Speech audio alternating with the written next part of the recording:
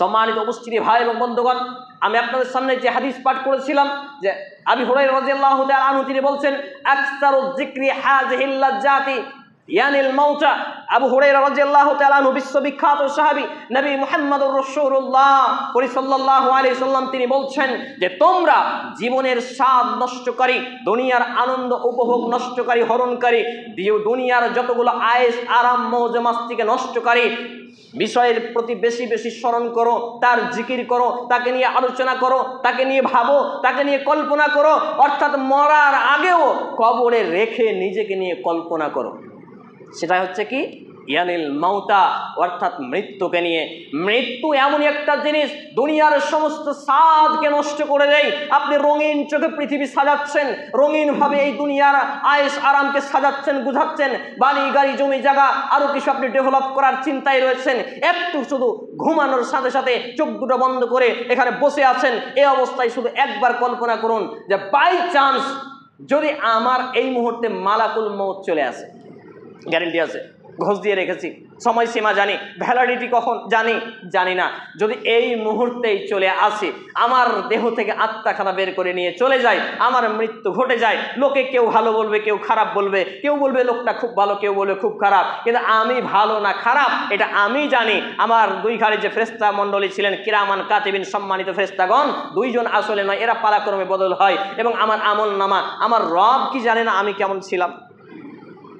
তাহলে আমি যদি এইটা নিয়ে চিন্তা করি আমি মারা যাব, আমার ছেলে মেয়ে দোয়া করবে নাকি বদদোয়া দিবে, আমি সাদকায় জারিয়ে রেখে যাচ্ছি নাকি পাপের জারিয়ে রেখে যাচ্ছি। কারণ কোনো ব্যক্তি যদি নিজের ছেলে মেয়েকে বেনামাজি অবস্থায় মারা যায়, সাদকায় জারিয়ে আজকে ভণ্ড হুজুররা শোনায় আর দান করে করে নিয়ে চলে যায়। পাপের জারিয়া শুনুন আগে, তারপর সাদকায় জারিয়া বলবো। সাদকায় জারিয়া তো শুনেন, পাপের জারিয়া হলো আপনি একজন বাপ আর আপনি জন্ম দিয়েছেন এমন একজন বাপ হওয়ার পরে বেটি বা বেটাকে যে বেনামাজি, দিনে রাতে 5 ওয়াক্ত নামাজ পড়ে না, শুকুর আলী শুধু শুক্রবারে পড়ে, আপনার বাপ বা মা মারা গেছে বা আপনি মারা গেছেন, এমত অবস্থায় আপনার সামান্য থেকে সামান্য অবহেলার কারণে যদি কেউ বেনামাজি হয়ে থাকে আর আপনি কবরে শুয়ে শুয়ে তাদের বেনামাজির যত পাপ হচ্ছে তার একাংশ পাপ আপনার আমল নামায় পৌঁছাবে। এটা হলো পাপের জারিয়া, বলি না আউযুবিল্লাহি মিন জালিক। কজন ভাবি এটা? আমরা তো ডেলিভারি খুব করি, প্রোডাকশন খুব দিই, বছর পর পর, 1 বছর পর পর, 2 বছর পর পর কি হয়েছে না, তো আল্লাহ দিয়েছে। এত ডেলিভারি দিতে ইসলাম বলেন, ইসলাম যারা পড়াশোনা করেন তাদের বক্তব্য এটা, আল্লাহ দিয়েছে তো কি করব।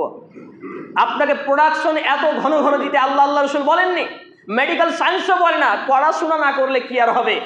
তাহলে আপনার ছেলে মেয়ে সুপথে নাকি কুপথের যাত্রী, আপনি যদি বিন্দুমাত্র অবহেলার কারণে আপনার ছেলে ফজরে নামাজে উঠলো না, আপনি উঠে চলে এলেন, জামাত ধরে নিলেন, আপনি মনে করলেন আমি একবারে হুজুর সাহেব, আমি একবারে মাপ পেয়ে যাবো আল্লাহর কাছে, কোনো কখনো নয়, এটা হতেই পারে না, সম্ভব নয়।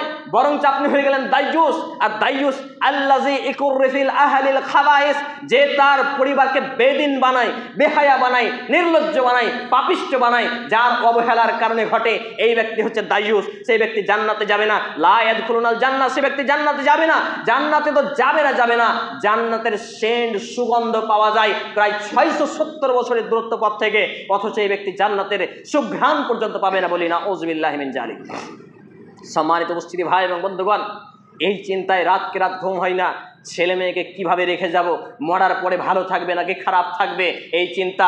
আর সাদাকায়ে জারিয়াটা হলো ছেলে মেয়ে যদি নামাজি হয়, দোয়া করে, তাসবিহ তাহলিল করে, জিকির আজকার করে, কোরআন তেলাওয়াত করে, দান সাদাকা করে। বাপ মা, যেমন আমার মা মারা গেছেন 49 মাস হলো, আব্বা মারা গেলেন গত 3 আগস্টে। তাহলে এখন যদি আমরা বিন্দুমাত্র পাপ করি, আব্বা এবং মায়ের কবরে পৌঁছাবে, আর বিন্দুমাত্র যদি ভালো কাজ করি, আব্বা মায়ের কবরে পৌঁছাবে। এটা হচ্ছে সাদাকায়ে জারিয়া এবং পাপের জারিয়া। এ নিয়ে আমার মতো যারা খুতবা প্রদান করে, যারা বক্তব্যের স্টেজে উঠে, এদেরই 1995 জন জানেন, আমি চ্যালেঞ্জ করেছি, জানেই না, বুঝেই না, কোনো গুরুত্বই নেই এটা নিয়ে।